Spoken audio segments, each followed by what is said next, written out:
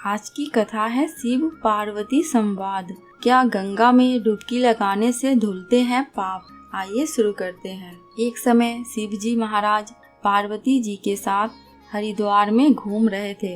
पार्वती जी ने देखा कि सहस्त्रों मनुष्य गंगा में नहा नहा कर हर हर कहते चले जा रहे थे, परंतु प्रायः सभी दुखी और पाप परायण हैं। पार्वती जी ने बड़े आश्चर्य से शिव जी से पूछा कि हे देव, गंगा में इतनी बार स्नान करने पर भी इनके पाप और दुखों का नाश क्यों नहीं हुआ?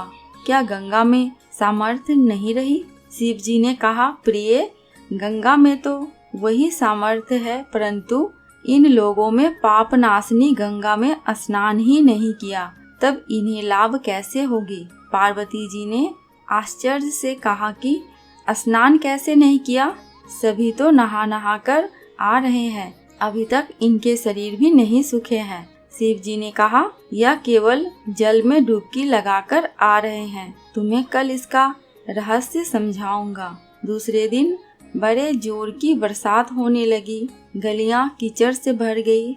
एक चौड़े रास्ते में एक गहरा गड्ढा था। चारों ओर लपटीला कीचड़ भर रहा था। शिव जी ने लीला से ही वृद्ध रूप धारण कर लिया और दीन विवश की तरह गड्ढे में जाकर ऐसे पड़ गए जैसे कोई मनुष्य चलता चलता गड्ढे में गिर पड़ा हो और निकलने की चेष्टा करने पर भी ना निकल पा रहा हो। पार्वती जी को उन्होंने यह समझाकर गड्ढे के पास बैठा दिए कि देखो, तुम लोगों को सुना सुना कर यूं पुकारती रहो कि मेरे वृद्ध पति अकस्मात गड्ढे में गिर पड़े हैं, कोई पुण्यात्मा इन्हें निकालकर इनके प्राण बचाए और मुझ असहाय की सहायता करे। शिव जी ने यह और समझा दिया कि जब कोई गड्ढे में से मुझे निकालने को तैयार हो तब इतना और कह देना कि भाई, मेरे पति सर्वदा निष्पाप है, इन्हें वही छुए जो स्वयं निष्पाप हो। यदि आप निष्पाप हैं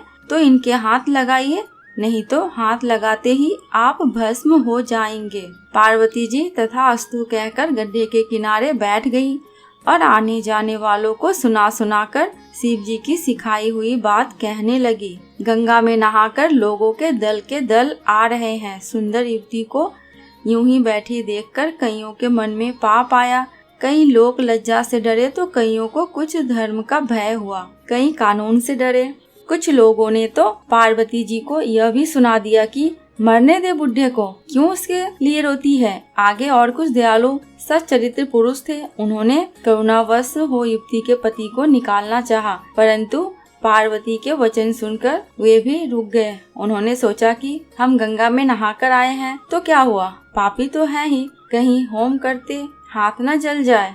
बूढ़े को निकालने जाकर स्त्री के कथानुसार हम स्वयं भस्म न हो जाए। किसी का साहस नहीं हुआ। सैकड़ों आए, सैकड़ों ने पूछा और चले गए। संध्या हो चली। शिव जी ने कहा, पार्वती, देखा आया कोई गंगा में नहाने वाला। थोड़ी देर बाद एक जवान हाथ में लोटा लिए हर हर करता हुआ निकला। पार्वती जी ने उसे भी वही बात कही। युवक का हृदय करुणा से भर आया। उसने शिव जी को निकालने की तैयारी की। पार्वती जी ने रोककर कहा कि भाई, यदि तुम सर्वथा निष्पाप नहीं होगे तो मेरे पति को छूते ही जल जाओगे। उसने उसी समय बिना किसी संकोच के दृढ़ निश्चय के साथ पार्वती जी से कहा कि माता, मेरे निष्पाप होने में मुझे संदेह क्यों होता है? देखती नहीं, मैं अभी गंगा नहाकर आया हूँ। भला गंगा में गोता लगाने के बाद भी कभी पाप रहते हैं? तेरे पति को निकालता हूँ। युवक ने लपककर बूढ़े को ऊपर उठा लिया। शिव पार्वती जी ने उसे अधिकारी समझकर अपना असली स्वरूप प्रकट कर उसे दर्शन देकर कृतार्थ किया। शिव जी ने पार्वती जी से कहा कि इतने लोगों में से इस एक ने ही गंगा स्नान किया है। इसी दृष्टांत के अनुसार जो लोग बिना श्रद्धा और विश्वास के केवल दंभ के लिए गंगा स्नान करते हैं, उन्हें वास्तविक फल नहीं मिलता, परंतु इसका यह मतलब नहीं कि गंगा स्नान व्यर्थ जाता है। विश्वास के साथ किए गए गंगा स्नान का मिलता है वास्तविक फल। दोस्तों, कमेंट बॉक्स में माता पार्वती एवं भगवान शंकर की जयकारा लगाना बिल्कुल भी मत भूलना। आपको मेरे चैनल पे व्रत त्योहारों की जानकारियाँ एवं उनसे जुड़ी कथा कहानियाँ मिलती रहेंगी। अगर आपको ये वीडियो थोड़ी सी भी अच्छी लगी हो तो प्लीज़ मेरे चैनल को सब्सक्राइब करके मेरे वीडियो को लाइक एंड शेयर कर देना। अंत तक वीडियो में बने रहने के लिए आपका दिल से बहुत बहुत शुक्रिया।